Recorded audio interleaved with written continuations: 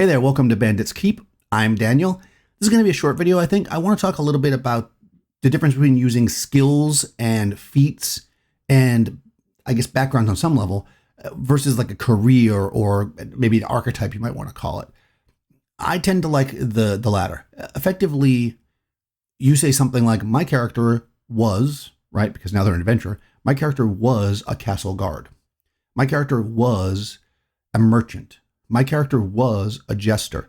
My character was a pickpocket in the streets of the city. My character was a pirate. My character was a horse trainer. Okay, all these things can be reasonable. And again, the was is important because most characters are adventuring because they stopped doing what they were doing, right? So you may have grown up on a farm and you know about farming. You're not an absolute expert at farming. You just know what, at least the basics, because you were there. And I find this works really well because, number one, it makes faster character creation because I don't have to look for certain skills.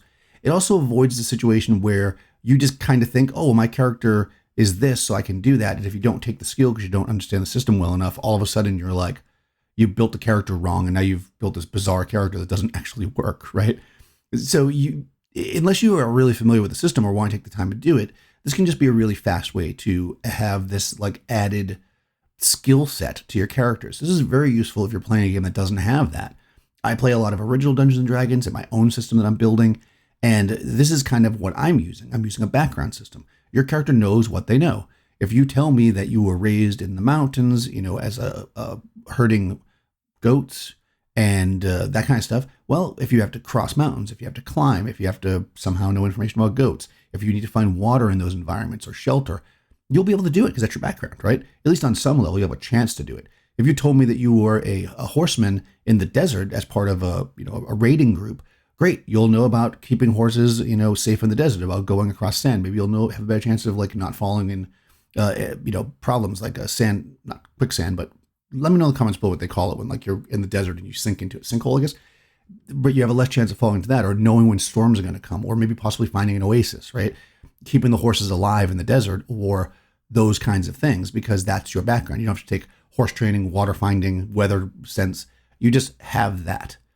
And again, the other thing can be fine. If you're playing a system with a lot of skills and feats, that can be super cool. But if feats and skills are optional in your system and you want to keep things simple, this again can work really well. So how do we do this? If you're setting up a campaign and your system doesn't have this, you could do one of two things depending on your players. You could just say, what would you like as a background for your player? If they know what the world is like, because maybe you've played campaigns in that world before, or they kind of have a general idea of what you'd like to have in the setting, they can just make a suggestion, knowing that you should be able to veto it. If they're like, well, my character was a pirate and sailed the seas, and then you're like, oh, but actually this campaign's taking place in this desert where there's just a small inland lake, so that wouldn't really work out because the skills wouldn't be very useful to you and why are you here.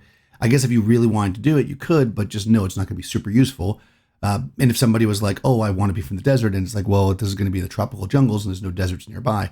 So you can obviously mix that up. A simpler way might be to list like about 10 things down to give them an idea. You might say something like, I just wrote down off the top of my head a couple things here: a vampire hunter, a miner, a merchant, a farmer, a pickpocket from an urban setting. And you might say, vampire hunter, what would that do? Well, maybe you know more about vampires. Maybe you know about the cross thing, about the wooden stake thing. Maybe you know little bits and pieces about vampires besides just stay away from them. This is just something that you can know, and it shouldn't be game breaking. That stuff you could probably research anyway. Your character will just know it. Real simple. You might also have a vampire coming after you because maybe you and your mentor were trying to kill one and they died, and that's why you're no longer a vampire hunter. You're just adventuring, right? If you're a miner, maybe you would know. So we're in a dungeon and we're in kind of a steady, well-formed dungeon. Then you get to a part where it's like kind of caves and it's like falling apart and you describe it really messed up. The miner character might say, well, 4 or 5 rooms back, there were those tables in there. Can I drag some in here and build a support so we feel like we can walk through here without the roof collapsing on us? Yeah, why not? You were a miner, you would know that. Or you might even be able to say, well, you can investigate the roof and I'll give you a chance to know if it's safe or not, right? And this is kind of how you're going to want to use this. Oh, I was a pirate and I should be able to sail this boat, right? Well, yeah, it's going to be difficult if you're by yourself, whatever, but you could do it. Or I can untie these knots or tie them in a way that they're going to come loose on people, or I could have somebody walk the plank. I mean, whatever pirates do. But basically, you could have this as your background. I'm a pickpocket in this urban setting, so maybe I know how to navigate the back alleys and find the fastest ways around. the safest ways around or the most dangerous ways around so that I can lead people that I don't like into these back alleys that are bad. Now, it's important to understand that you are not a master of these things because you stopped doing it to adventure. So this is a background. It's something you've got some knowledge in. It's going to allow you to kind of say, can't I just, to the Dungeon Master. And as Dungeon Master, it's going to allow you to be like, yeah, that makes sense. 1 or 2 lines describing what they were doing, or literally just a word, can be enough to give a lot of flavor to a character in a very, very simple system. And again, some systems already have this built into it, so clearly you don't have to do it in those systems. If you are playing a system where things like feats and skills are optional, you could try in your next campaign or next one-shot, pushing those to the side and just asking the characters to have an archetype and see where that goes. I think that this can be really effective, especially for new players as well. If you're bringing somebody into one of these like OSR type games from, let's say, a game that has lots of feats and skills and stuff, and they might feel a little like, I can't do anything.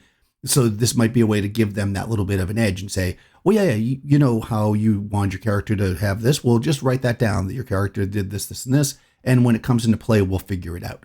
That way they understand they're not just like a nothing avatar with a sword that can just chop down stuff. They understand there's something more meat to the character. This can be really, really useful. Eventually, people just start doing it naturally. I don't really ask my players usually to give some kind of a background. They just do it. They sit down at the table, introduce their characters, and they've got some kind of a background. And we use that in the game. It's just part of how we play now, and I find it works really, really well. I'd be curious what you do. Do you guys use any kind of backgrounds like this? Do you just kind of not worry about it at all? Do you play in systems that have lots of feats and skills? What do you prefer? Let me know in the comments below. If you haven't already, go ahead and subscribe to the channel, ring the bell so you get notifications, and I'll talk to you soon.